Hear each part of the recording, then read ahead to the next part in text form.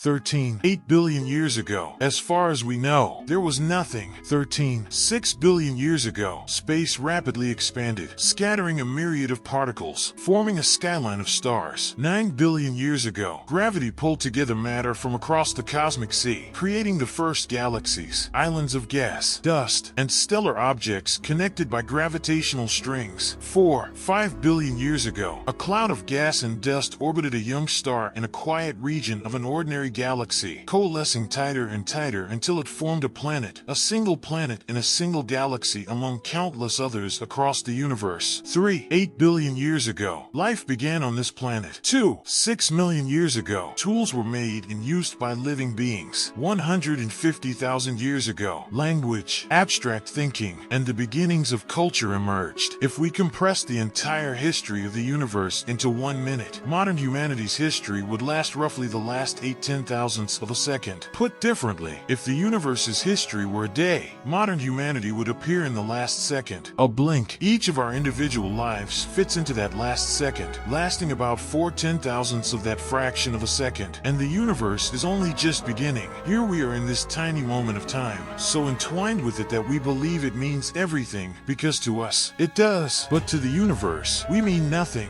referring to the pale blue dot photo taken by the Voyager 1 space probe, showing Earth from a record distance. Carl Sagan said that everyone you love, everyone you know, everyone you ever heard of, every human being who ever was, lived their lives there. The aggregate of our joy and suffering, thousands of confident religions, ideologies, and economic doctrines, every hunter and forager, every hero and coward, every creator and destroyer of civilization, every king and peasant, every superstar, every supreme leader, every saint and sinner in our species' history, lived there on a mote of dust suspended in a sunbeam. Think of the rivers of blood spilled by all those generals and emperors so they could become the momentary masters of a fraction of a dot. Our posturings, our imagined self-importance, the delusion that we have some privileged position in the universe, are challenged by this point of pale light. Our planet is a lonely speck in the great enveloping cosmic dark. One day you appear on this planet. Soon the days turn into a flip book, your life becoming an animated film containing everything you know and care about, everything you fear and dread. But what feels like a film to you is actually more like a single frame in an infinite film to everything else. You don't know how you got here. You don't know why you're here. You don't know how any of this really works or where any of it is going.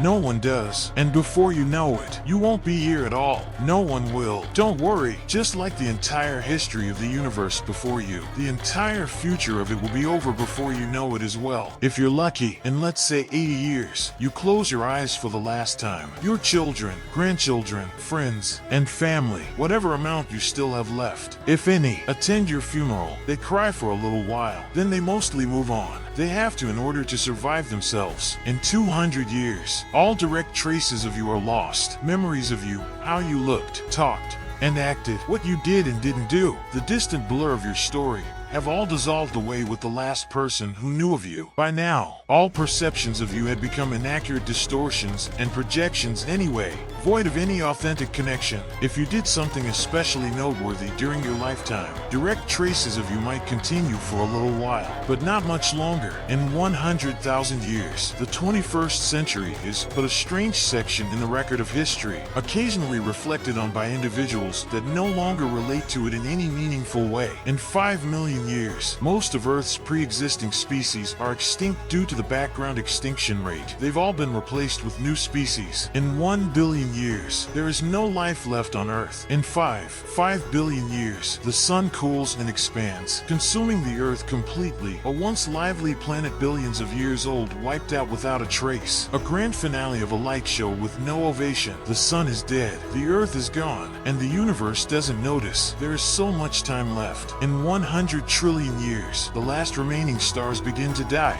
fading out and burning up. The grave sites are marked by the tombstones of newly formed black holes, the universe becomes an expanding graveyard of the bones of evaporating stars. 1 duodecillion black holes swallow all the remaining stray matter of the universe. They will soon be all that remains. We will be here a while. Most of the universe's lifetime is spent in these demented elderly years. Between 1 Gugol and 1 Gugolplex, the last massive black hole evaporates. One last explosion of light and energy occurs, closing the final eye of the universe. Time is no longer. Everything that has ever happened has now. Insofar as everything is concerned, never happened. The universe returns to nothing, and nothing happens forever. Of course, this is all speculation. The universe could be infinite, cyclical, or something else entirely. The story of the universe may have gone, and may continue to go, nearly an infinite number of different ways, most of which we likely can't even begin to imagine, let alone estimate and predict. What we can know, however, is that somehow we are here, a part of that story, of all the things that could exist, of all the things that never will. For some reason, we are each one of the things that does. 701.